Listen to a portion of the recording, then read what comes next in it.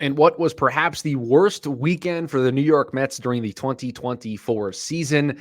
They are dealt a major blow when it comes to an injury, and they drop 2 of 3 to the Philadelphia Phillies. Welcome into the Bleav in the Mets podcast. Chris Schubert, Jack McKessie back with you once again after a disappointing weekend for the New York Mets. But as we sit here today recording this podcast, the New York Mets, the third and final wildcard team in the National League. They hold a tiebreaker over the Braves. They hold those 3 games late in the season against the Atlanta Braves. So not all is bad news as we start this podcast today, but we do have to recap what, again, was probably the most disappointing stretch or series for the New York Mets in a long time. Francisco Lindor goes down. They blow 2 games that they probably should have had over the weekend. And what could have been a much more positive podcast turns out to be a much more negative show for us today, Jack.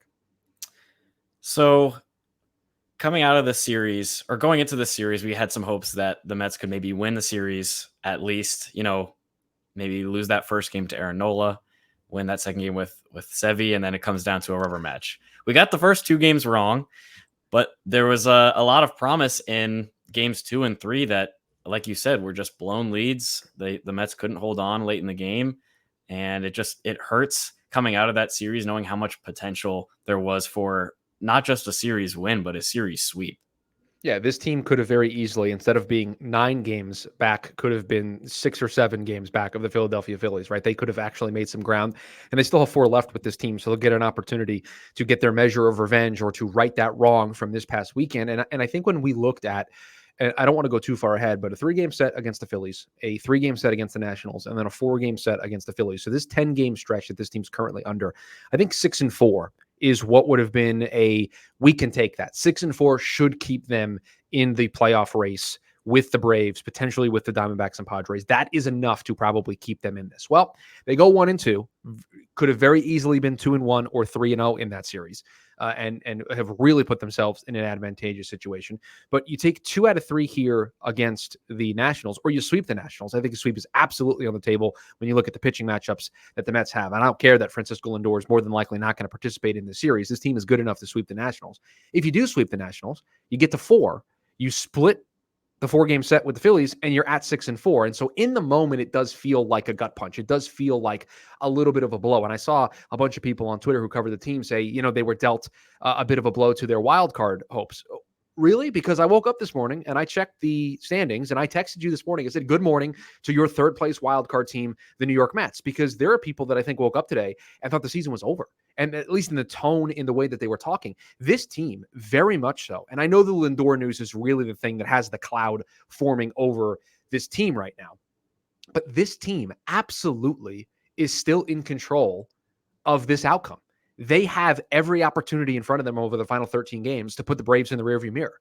They currently have the Braves in the rearview mirror, and the tiebreaker right now is their divisional record tiebreaker of how they're doing against National League East teams. Well, guess what?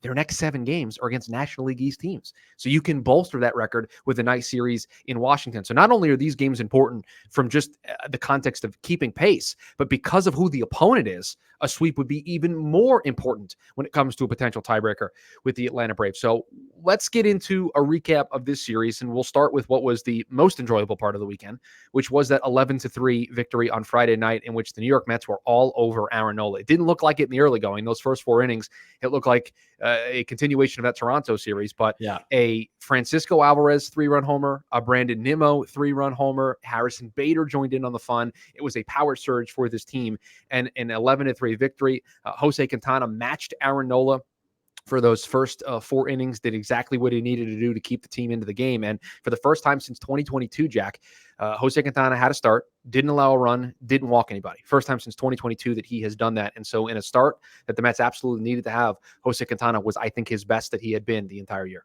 And that was exactly what we had hoped for coming into this series, right? It was guys like Quintana stepping up after a series against the Blue Jays that what the Mets kind of escaped with, for lack of a better word, with a series win. And to have Quintana step up in the first game of the series, 7 innings, 3 hits allowed, no runs, four strikeouts, no walks. That's exactly what the Mets had hoped for coming in. And then on top of that, you come out of the Blue Jays series, the offense seems to maybe be turning things around after that 3rd game. And then every single starter records a hit in game 1 against the Phillies, against Aaron Nola. And having that kind of production from the offense against a team that we can say now, having seen them play in September, are, a verifiable World Series contender out of the NL East. I think the Phillies are a great team, and to see the offense produce so well against a great starter like Aaron Nola was awesome to watch. And you know, I think when you look at how the series ended up going, I still think there are a lot of good things to take away from it. If we want to move on to game two with how the offense performed, even in the wake of the Lindor injury. Yeah, and I think it's important to know that yes, the Mets lost 2 or 3 of the series, and yes, they dealt themselves a bit of a gut punch, right? These were self-inflicted wounds over the last 2 days of this series that led to them losing. They were toe for toe, blow for blow, even with the Philadelphia Phillies.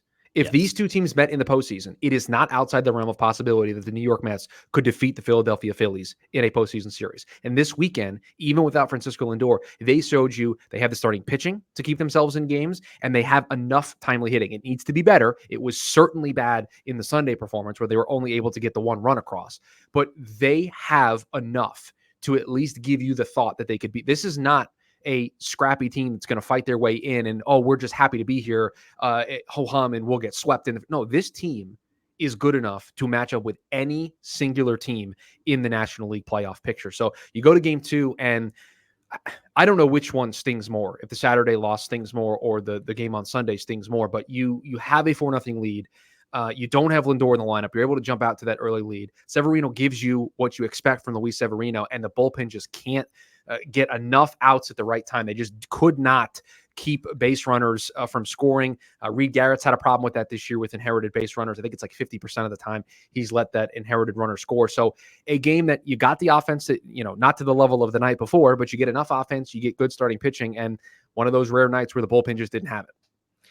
So, yeah, that was the thing about this series in general, I think, was that when you look at the performances, not from just game two, but also game three, it seemed like the players that were beating the Mets, at least offensively, the players that were beating the Mets pitching weren't the core, weren't the Phillies core. Like guys like Trey Turner. I mean, Bryce Harper beat Sevy twice, obviously, but besides that, it was like Cal Stevenson in Cal game two Stevenson. with Cal the game of Stevenson his is the new life. Trent Grisham. He's the new Trent Grisham. He's the guy that just absolutely is just going to be stuck in your brain. Just a guy who comes up with a big home run and then immediately in the next half inning steals the game-tying shot from JD Martinez. But to your point, Jack, Kyle Schwarber 0 for 3 in that game on Saturday. Trey Turner 0 for 3 in that game on Saturday. Castellanos 1 for 4. So outside of the 2 Harper home runs where he got to Sevy, you had a lineup, at least the top part, that the Mets were dealing with. They were dealing with Schwarber. They were dealing with Turner. They were dealing with Castellanos. And that's the disappointing part, is because if you're able to slow those guys down, you should probably find a way to win those baseball games. And they just couldn't get it done because of Cal Stevenson. It's crazy. Cal Stevenson is a guy that I'm not going to lie, I did not know about coming into this series. And then when I did some more research, I kind of forgave myself. He played 23 games with Oakland in 2022, 6 with the Giants in 2023, and then 14 with Philly this year. He was a waiver claim last year. His contract got selected early in August to replace Austin Hayes. And then, he goes out against the Mets in game 2 of this series, 2 for 3 with 2 RBIs, and not to mention stealing a home run away from JD Martinez that might have tied the game late. So it's just the kind of thing where it just feels like such a big gut punch, because like you said, you get through the big hitters of this order and you think, all right, we made it through. Now we just got to get through these kind of last bottom of the lineup guys. And I mean, Reed Garrett, I think he made a decent pitch in a full count in that spot. And he said after the game, it's a worse at bat if I walk him ahead of Kyle Schwarber. And I tend to agree with him, but Cal Stevenson just was ready for whatever he was throwing. I don't think you can fault Reed Garrett for choosing to attack and throwing a hittable pitch to Cal Stevenson rather than walking him to face Kyle Schwarber, where you don't even have the matchup on your side, right? It's a righty on a lefty. Schwarber is really good at working at bats. He's not going to walk. Like he's not going to swing out of the zone. He's going to take his walks. Like you're going to have to make a pitch to Schwarber. And I'm here to tell you, that's not a guy you want to have to try to make a pitch to, because if you miss by even a little bit, it's going to be in the seats. So I would rather in that spot attacking Cal Stevenson and just hoping he puts it in play. And you got a good defensive alignment behind you to be able to make a play. Unfortunately, he put the ball where the Mets weren't. And that's baseball sometimes. That's going to happen. And I don't know if you can necessarily get on Reed Garrett for making the pitch in that spot, because the alternative is you walk him and now you're facing Kyle Schwarber in an even more high leverage situation with a guy who is going to make you pay more often than not. So zero issue with it. It's just one of those things that happens. And then he follows it up by stealing JD Martinez's game tying shot in the bottom half. And by the way, JD, if you looked at the box scores, didn't have that great of a weekend, but the game tying almost home run on Saturday, and he hit 2 balls on Sunday's game that were in the same spot of the ballpark, and the winds were blowing in. And I think if it's a normal day, those balls sail out of here. So it looks as though he's close to potentially hitting a power surge, and we know this team's going to need it. Without Francisco Lindor, they're going to need somebody to step up. So they lose that one 6-4.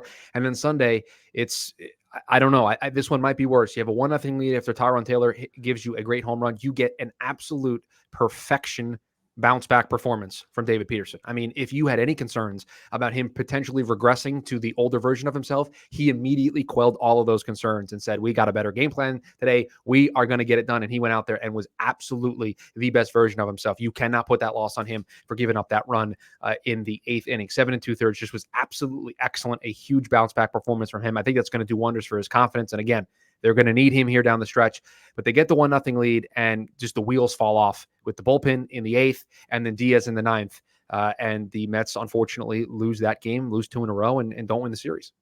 That's just another game that to me was another indication of starting pitching looks great. The pitching is great for most of the game. They got through the Phillies score again in that game, but then a guy named Weston Wilson hits a double off David Peterson in the start of the 8th inning. And then a guy named Buddy Kennedy hits another double off of David Peterson to bring home a game tying run.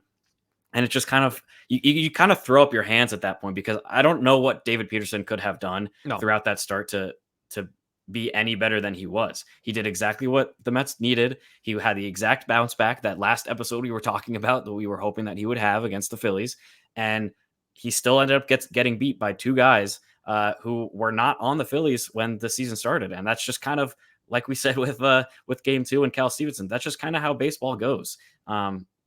Sometimes you make a good pitch and you get beat. And then that 9th inning was just a final gut punch to the series. And, Edwin Diaz comes in, allows a single to Castellanos after striking out Bryce Harper, strikes out the next guy. And then JT Realmuto just gets a pitch that he was able to hit, and that was the end. You have any issue with them choosing to pitch to Realmuto with the base open instead of walking him and forcing the Phillies to potentially bring up Brendan Marsh or somebody off their bench to pinch hit for Wilson? Because the broadcast, Gary, Keith, and Ron discussed it before Realmuto stepped into the box of what they would do, and it was fun. There was a disagreement. Keith and Ron were on different ends. One of them wanted to walk Realmuto, and the other said no, I would pitch to him. And so I still don't know what I would have done. I think you take the right on right matchup there.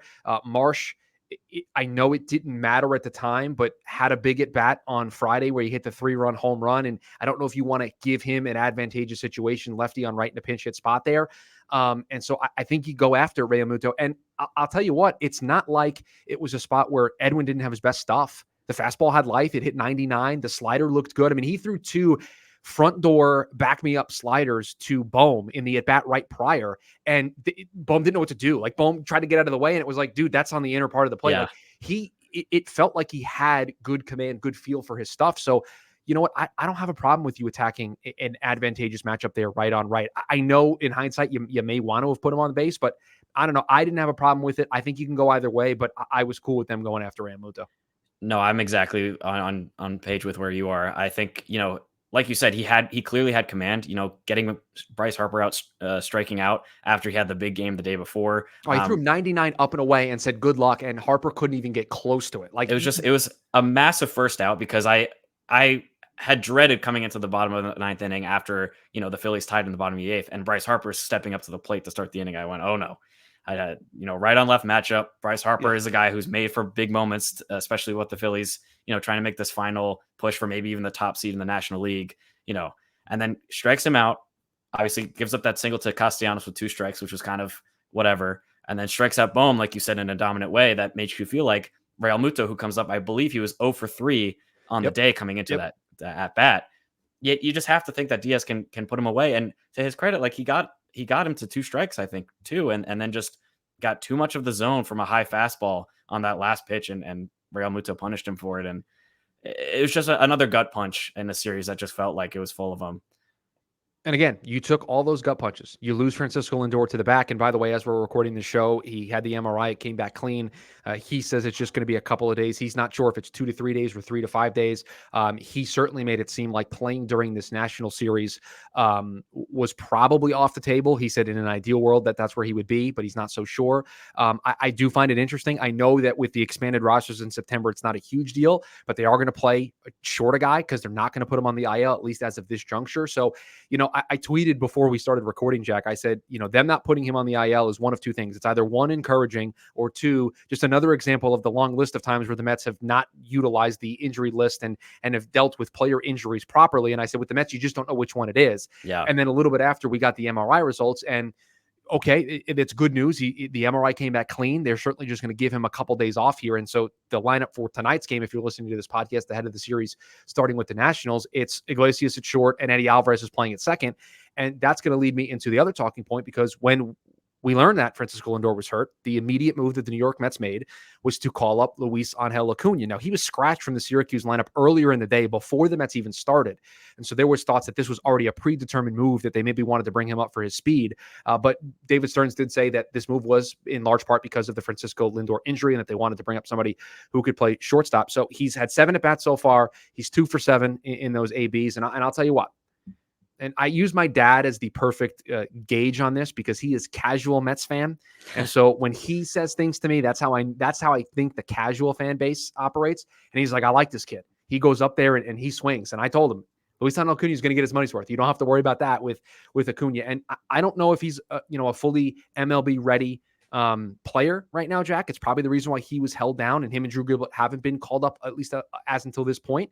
There's going to be a lot of swing and miss. He's still trying to get a feel for the zone, but I don't know. There was enough, I think, encouraging things that I saw in those 7 at bats that make me think that if they can find some opportunities for him over the next couple of days, that we might be able to see just a glimpse into the future for the Mets. Mm-hmm. So when Acuna got called up, I was surprised by it. I obviously had the initial worry about it being a reaction to the Lindor news, and maybe that meant that Lindor was more hurt than we thought. Then the news broke that, he was scratched from the Syracuse lineup before. So that wasn't the case. But when I looked at his at-bats, especially in that second game of the series, his MLB debut, Mm-hmm. I was really impressed. Like he got a base hit, and I think his first at-bat, just right back up the middle. It wasn't the hardest hit ball in the entire world, but neither was his brother's, to be fair. Well, okay. And you mentioned his brother, and I think this is very important. He is not his brother. And Correct. I know that a bunch of people have warned everybody about this, but for those that are listening to this podcast, he's not his brother. We're not talking 40-40. Like we're not talking that type of profile. We're talking a guy who can play some really good defense up the middle. I mean, he could even be a center fielder, right? I mean, this is a guy that can play short, second, or center field here for this team in the future. And the thing that's going to get him and to the big leagues, and he's going to stick, is his ability to just put the ball in play and make really solid contact. I think this is a little unfair, because I think the comparison is going to be a little off, but when Jeff McNeil was at his peak, right, he's just a guy that just puts the ball in play, and he's not going to wow you with what he does. That's what Luis Angel Acuna can be, I think, just with better defense and more speed. So I think he's a better version of Jeff McNeil, but that's probably the type of player that the Mets want to see from Luis Angel Acuna. Not a guy that needs to hit 20 home runs. This is probably a 10 to 15 home run guy at his peak. So he's not his brother. That's the point. I didn't mean to interrupt. I just want to make it clear. He is not his brother. Please don't put those expectations on him. Yeah, you're absolutely correct. But I think that's a perfect transition to my second point, which was that last at bat that he had in the game to lead off the 9th inning. And he has that big single that, again, he just had to put the ball in play and get on base, because the Mets were at that point, they were trailing by 2 runs they were trailing by 2 runs, and they just needed people on base. And Luis Angel Acuna comes up and knocks that nice base hit into right center field. He's able to advance to second base on a wild pitch. And for a rookie to come up in a moment like that, we've seen it before, guys who have come up and try to do too much. I remember early in Francisco Alvarez's career, he was really swinging, hacking for the fences in some of his early at-bats. This was not what Luis Angel Acuna was trying to do in his first game. And to his credit, he was able to put the ball in play and have success doing so. Like you said, 2 for 7 in his first 7 at-bats. That's solid. And 2 for 4 in that first game. I was really impressed. And to especially for a rookie to come through in that situation. Well, and the other thing too is there are a lot of similarities, I think, between the Alvarez call up in 2022 and this Acuna call up in 2024, because the Mets at the time, they were pressing. They were Yeah. just lost offensively. Like in September and in August and September, they were lost. They couldn't get out of their own way. They were in the process of blowing the lead to the Braves. And in a series in Atlanta that they absolutely had to have, they called this kid up and they played him.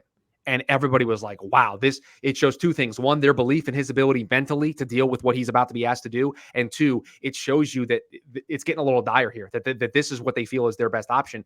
And again, an injury forced Acuna up. So it's a little different, but a late series in September, a kid who's probably not ready yet, called into a big series against a NL East rival. Like, you can see the comparisons there. And I thought he handled himself really well because, again, I think if you gave David Stern's truth serum, Luis Angel Acuna wouldn't have taken a single at bat in 2024, but he's got 7 already, and he's probably going to make a handful here the rest of the way. He's not in the lineup tonight when they play the opening game here against the Nationals, and I think that's probably by design. They probably don't want to overload him or ask him to do too much and have him press. So I think you're going to see a speed element late, and they'll find times to get him into these games. But again, he's a guy over the next couple of days while Francisco Lindor is on the sideline. Get used to seeing him, and then this is the future. This is what the future of the New York Mets look like. But all right, let's talk about the future for the New York Mets, and that is their series coming up here with the Washington Nationals. I have the probable starters for this 3-game set with the Washington Nationals. It starts tonight on September 16th. Sean Manaea going up against Jake Irvin, Tyler Megill against Mitchell Parker on Tuesday, and then Jose Quintana against DJ Hertz to close out the series on Wednesday. And look, Tyler Megill, a good start in his last time out. Sean Manaea, the ace of this team. Jose Quintana, I mean, we said all the nice things at the beginning of the pod. So you feel good about the pitching matchups. All 3 are favorable to the New York Mets. I know there's no Francisco Lindor, but if this team against the Washington Nationals without Francisco Lindor, if they can't understand the moment and understand the opportunity that is in front of them and come through, I think that says a little bit more about this team than we wanted to admit here during this nice run. Yeah, I think there are 2 ways the series could go, because looking at what the schedule looks like for the rest of the year, this is kind of the trap series of September. And we kind of figured that coming into this month, especially coming into this last gauntlet, because they just came out of the Philly series. There's a couple gut punch losses. They play the Nationals for 3 games, and then the Phillies for 4 more, and then the Braves for 3. So this National series, in terms of places they could be adding in the standings, doesn't do a whole lot other than, like you mentioned earlier, competition against another divisional rival. Yep. So the series can go one of 2 ways. One, they come out of the series against the Phillies. They go, we got hit in the mouth. Fine. We've been hit in the mouth over and over again this season. And they come out and they turn things around and smoke the Nationals, or at least, play well, get the offense going, have the pitching perform well. Like you said, Manaea's our ace. McGill's been great. Quintana was great in his last start. So they either come out swinging and they come out with wins, or they get caught up in the gauntlet ahead of them. They lose their focus on the opponent in front of them, who are the Washington Nationals for this early part of the week. And they start looking ahead to the Phillies and to the Braves. And in that scenario, they might end up dropping a game or 2 to the Nats, which they really can't afford, as the Braves schedule gets a little bit easier going forward, coming out of the series with the Dodgers. And, with the Phillies ahead of them, they need to be locked in and ready for that series by kind of a tune-up against the Nationals. They need to be focusing on who they're playing now and not who they're going to be playing throughout the rest of the regular season. I'll tell you this, for all the doom and gloom that I think has taken place over the weekend and over the last 48 to 72 hours, if the New York Mets win tonight and the Braves lose to the Dodgers, which is absolutely within the realm of possibility, and I think if you looked at the betting markets, that would be the favorite outcome, right? I think the Mets winning and the Braves losing would be a minus favorite, a small favorite in that regard. And the New York Mets will leave this doom and gloom period with a 1-game lead for the 3rd spot in the National League wild card. And the thing that I'm going to bet on here when it comes to this team is every time they've had to pick themselves up off the mat during this 12-round fight, they have dusted themselves off, and in that following round, they have dealt a huge counterpunch to move the fight into their direction, to give them the advantage on the scorecard. And so that, to me, says the people in that room understand the magnitude of the moment, and they understand what's in front of them, and the manager understands the magnitude of the moment, and his message is resonating. And guess what? Francisco Lindor not going on the IL, I guarantee you he is with this team every single day the rest of the way, even if he's hurt or if he's playing. What he is going to be there, and he is going to be a huge influence in terms of motivating and being the leader on this team. So I have zero worries about mentally the room getting lost. They understand what's in front of them. It's just about going out and executing because, again, we've seen it so many times this year. This team has picked themselves up from being dead, being counted out. Like over and over again. There's at least 5 times where the national media and even some local media counted this team out. DOA, dead on arrival, and they have picked themselves up every single time to put themselves in this position. So, look, I'll say it. My expectation is a sweep. This is a bad baseball team. This is a baseball team that's got an E next to the name already. They're thinking about their golf outings and their vacations here coming up in a couple of weeks. You have 3 good pitchers on the mound, 3 pitchers that were really good in their last outing. You understand you have to dust yourself up off of what happened over the weekend. So I expect a sweep, and I expect to start that series on Thursday against the Philadelphia Phillies, that the New York Mets will have a small lead in this National League wildcard race. I'm with you. I think looking at this team, what I get burned by is remembering the end of 2022 where the schedule lightened up a little bit in September against the Nationals and the Cubs who were struggling at the time, the Marlins who were struggling at the time, and that team dropped some easy wins that they should have, used to build up their division lead, and they ended up blowing it in the end. But that was a team that didn't have the adversity that this team has had in terms of injuries, in terms of, difficulties at the beginning of the season. This team has been through adversity. This team has been battle tested. And going forward, I fully expect this to be a team that can come through when they need to, when they should. And I, like you, am expecting a sweep against the Nationals this week. Well, that's going to do it for us here for this edition of Bleav in the Mets. And shout out to everybody who has listened to the early episodes of this new era of the podcast. I won't go too much into details, but the numbers behind the scenes have been really good to see as we enter this new era. So we're really excited that you all have stuck around or joined the journey with us here, because this is going to be a lot of fun here the remainder of this season and what we have planned for the future. So that's going to do it for us here on this edition. We are back following this series to do a recap of the series with the Nationals, and we'll preview a very important 4-game series with the Philadelphia Phillies starting on Thursday. So as always, we appreciate you for taking time out of your day for listening to the show. And let's go Mets. Let's go Mets.